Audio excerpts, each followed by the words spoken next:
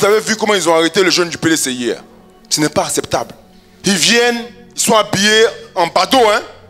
Puis ils arrivent, ils portent, je ne sais pas s'il y a les chaussures là, mais c'est sûr qu'ils avaient porté les chaussures qu'ils avaient portées là. Ils viennent s'arrêter à côté du jeune, puis ils montent un document et puis le prennent, ils le luttent et puis le mettent dans un véhicule. C'est un enlèvement. Parce que lorsque vous arrêtez quelqu'un, vous n'avez pas lu ses droits. Déjà, on ne va même pas dans le fond, dans la forme déjà là. C'est une faute. Donc, on ne va même plus quelque part. Donc, ce qu'ils ont porté là, ils ont fait là, en arrêtant ces jeunes dans la rue, l'autre assis en train de boire bière dans un maquis, on veut le soulever, on le met dans la voiture. Mais ça veut dire que demain là, il y a des gens qui sont malhonnêtes. Ils peuvent s'habiller comme ils veulent, prendre les gens, les mettre dans la voiture, partir eux. On pensait que c'est la police. Et demain, on prend le jeune et puis on fait sacrifice culturel avec lui. Donc, c'est pourquoi on demande à ce que si on veut arrêter quelqu'un, on lui envoie sa convocation chez lui à la maison. Tu envoies sa convocation, il va aller répondre à la convocation. Et ce que vous allez lui reprocher là, vous lui dites, il va venir son avocat. C'est une procédure, on est dans un pays de droit. Et ça doit être respecté. Il ne faut pas qu'on soit dans un pays policier, un pays où c'est comme si c'est la Gestapo qui règne. Non. Et nous, on doit s'opposer à cela. Donc, dorénavant, si vous voyez quelqu'un qui vient et puis vous voyez qu'ils sont en train de soulever un des vôtres pour le jeter dans la voiture, bloquez la voiture là.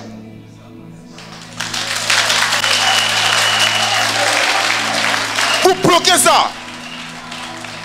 Parce que ça ne peut pas continuer comme ça. Ils n'ont qu'à s'organiser pour respecter la loi.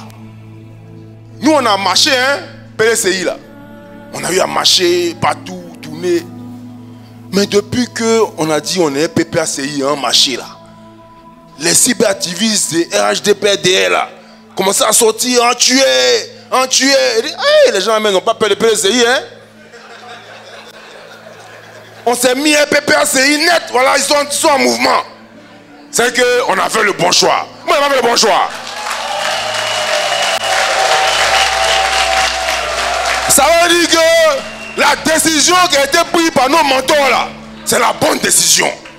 Parce que quand tu es en train de mener un combat et puis ton adversaire, il va qu'à ses occupations comme si tu n'existes pas, c'est qu'il y a un problème. Mais depuis qu'on a fait alliance et PPACI là, on sent que ça titube. Ça titube. Donc ça veut dire qu'on est sur la bonne voie. On est sur la bonne voie. Donc ça veut dire que c'est bon. Mais je vais vous dire une chose. Vous savez, pour être président de la République en Côte d'Ivoire, la constitution de notre pays dit qu'il faut avoir 35 ans au moins. Il faut être exclusivement ivoirien. Et exclusivement ivoirien là, on dit, si tu dois déposer ta candidature, il faut être exclusivement ivoirien 3 mois avant le dépôt de candidature. Donc ça veut dire que le législateur ivoirien là, dans sa tête, il conçoit que les Ivoiriens là peuvent avoir une autre nationalité, mais on leur demande de renoncer à cette nationalité là avant de déposer leur candidature. C'est ce que Tcham a fait.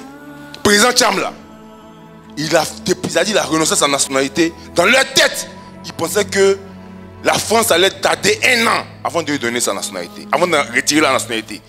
Quand il a déposé en même temps, c'est sorti. Ils sont étonnés. Ils sont étonnés. Tout d'un coup, brusquement, on dit, mais lui, il a pris sa nationalité en 1987. Alors que son passeport ivoirien, c'est une nationalité, et puis sa carte nationale d'identité, là, c'est eux-mêmes qui lui ont donné ça.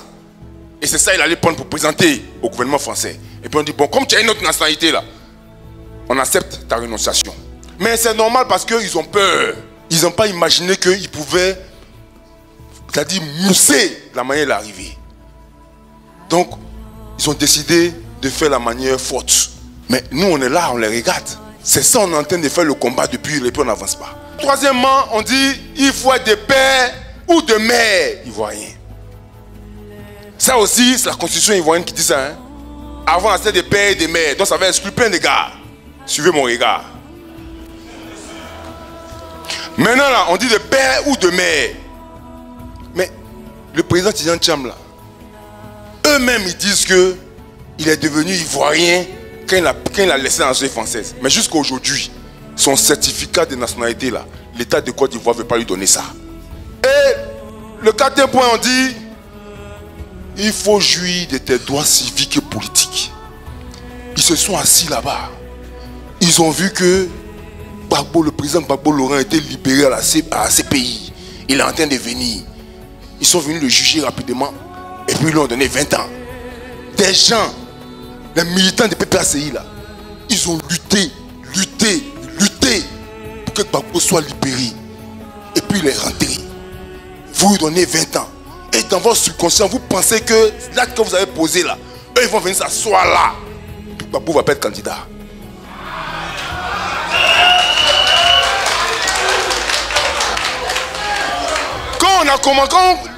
Quand PPACI a commencé à crier, ils sont sortis rapidement pour dire bon, grâce présidentielle pour le président Gbagbo Laurent. Mais amnistie là, on n'y donne pas. Vous savez, à Kembo, tous ceux-là, ils ont été condamnés à 20 ans en même temps que le président Gbagbo. Hein. Et puis tous ceux-là, on les a amnistiés. Puis on n'a pas amnistié Gbagbo. Pour le même problème, hein, c'est pour dire que c'est un problème politique. Et le problème politique là, ça se règle politiquement. Ils ont fait la même chose. Ils ont fait la même chose pour le président GPS. Lui, sa seule faute, c'est qu'il a dit, moi je ne veux pas être au RHDP. À cause de ça seulement, hein, on l'a condamné à perpétuité. C'est-à-dire que s'il y avait la peine de mort là, ils allaient mettre ça dedans. Mais nous, on ne peut pas laisser ça. Ça là, on ne peut pas laisser ça. C'est pourquoi, aujourd'hui là, on s'est mis ensemble. On s'est mis ensemble. Parce que, quand le président Gbagbo, en 2010, on l'a chassé du pouvoir, ce qu'ils ont fait là, ils l'ont enlevé forcé. La Côte d'Ivoire avait 6 000 milliards de dettes. Et il y a eu le PPTE. Ils ont enlevé 4 000 milliards. Il restait 2 000 milliards. Aujourd'hui, là, la Côte d'Ivoire doit 40 000 milliards.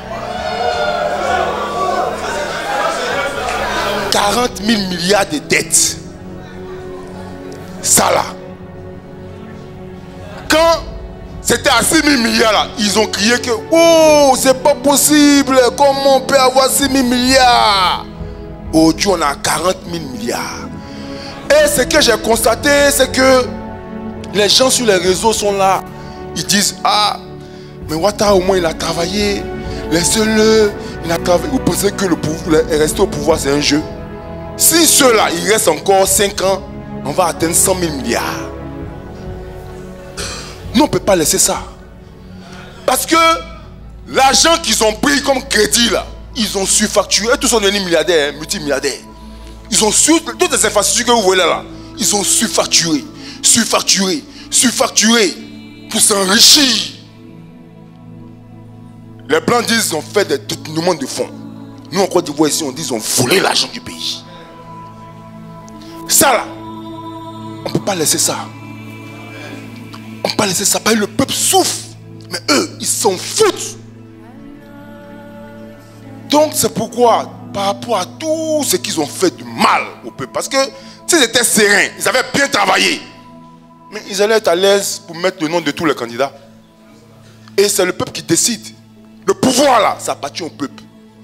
Mais comme ils savent que si on va au résultat, si on va aux élections, ils vont sortir derniers. Ils vont sortir derniers. Donc pour eux, la meilleure des solutions, c'est de faire en sorte que les leaders soient écartés. Mais on dit que c'est le peuple qui décide, le pouvoir appartient au peuple. C'est pourquoi nous avons décidé d'organiser une grande marche nationale de toute l'opposition, le 2. Nous, on était dans notre coin. On voulait travailler pour aller aux élections, pour aller voter. Et c'est dans le vote qu'on allait démontrer notre suprématie. Mais ils ont décidé de nous écarter. Mais c'est à nous de prendre nos responsabilités maintenant, de démontrer notre majorité dans la rue. On sortira nombreux pour démontrer que nous là, ces élections là, le peuple de Côte d'Ivoire, demande à ce que les leaders, le président Laurent Gbagbo, le président Tidjane Thiam, le président Soro Guillaume, même Blé Goûté, tout le monde a quel candidat et on va se peser dans les urnes. C'est tout. C'est tout ce qu'on demande. Mais comme ils ne veulent pas nous écouter, ils sont assis dans leur salon, ils disent que oh, ça c'est entre eux-mêmes, ils sont en train de dire ça, c'est eux-mêmes qui sont en train de dire ça. Nous, on a fait appel au peuple. Parce que nous, c'est l'aspiration du peuple. Le peuple, là, ce que vous nous avez dit là, nous sommes allés leur dire, ils ne nous écoutent pas. Donc vous-même, vous allez prendre la rue. On va marcher jusqu'à la place de la République. Jusqu'à la place de la République. Donc, le message là, c'est de faire en sorte que la mobilisation soit totale. Ce jour-là, personne ne doit rester chez lui à la maison. Personne. Parce que nous voulons démontrer que c'est le peuple qui décide. Et ce peuple-là, c'est vous. Vous devez sortir massivement. Comme on dit, vous devez sortir nia.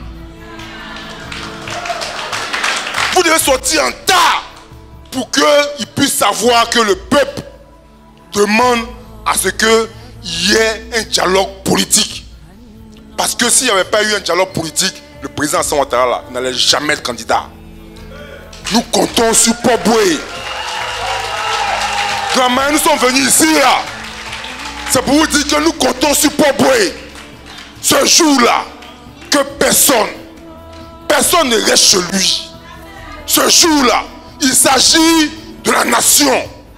On est chez nous. Il faudrait que tout le monde sorte. Que personne ne reste chez lui. Pour démontrer au pouvoir en place que le pouvoir, il appartient au peuple. Et voici le peuple qui est là. Maintenant, je vais terminer pour dire à tous ceux qui pensent que Ouattara a travaillé. Il n'a pas travaillé. Il n'a pas travaillé, hein? Voilà. Parce que vous voyez, il y a un pays là, on appelle la Chine. La Chine. C'est-à-dire entre 70 et 78 là, la Chine là. Ils ont perdu entre 30 et 40 millions de Chinois. Ils sont morts de faim. Ils sont morts de faim. Entre 30 et 40 millions de Chinois sont morts de faim. Le PIB de la Chine là, c'était 100 milliards de dollars. Mais il y a un homme qu'on appelait Deng Xiaoping. Quand il est venu, il a travaillé pour la Chine. Il a travaillé. Et il a permis à la Chine d'être ce qu'elle est aujourd'hui. Mais Deng Xiaoping n'est pas resté au pouvoir indéfiniment. À un certain moment là, il a fait ce qu'il avait à faire et puis il est parti. Après Deng Xiaoping, il y a eu au moins 3 présidents qui ont suivi. Aujourd'hui là, le PIB de la Chine est à près de 21 000 milliards de dollars. C'est ça, on dit que il y a des gens qui ont travaillé. Vous comprenez? Donc ceux qui sont en terre, il a travaillé là. Dites-le que, quel que soit le nombre d'années, il va rester au pouvoir là. Il ne pourra jamais développer toute la Côte d'Ivoire. Il a fini de faire ce qu'il a eu à faire, il n'a qu'à partir. Il a fini de faire ce qu'il a eu à faire, son travail est fini, un autre va continuer, et la Côte d'Ivoire là, ça va rester. Nous tous on est ici là. Dans 50 ans là, on va tous mourir, d'autres vont venir continuer notre travail. Donc chers militants, soyez mobilisés. La Côte d'Ivoire vous regarde, Paul Boué. Nous comptons sur vous. Une mobilisation exceptionnelle afin qu'ils sachent que ce dialogue-là, nous ne sommes pas en train de leur demander. Ça s'impose à eux. Ça s'impose à eux. Et c'est le peuple qui va leur imposer ça. Que Dieu vous bénisse. Merci.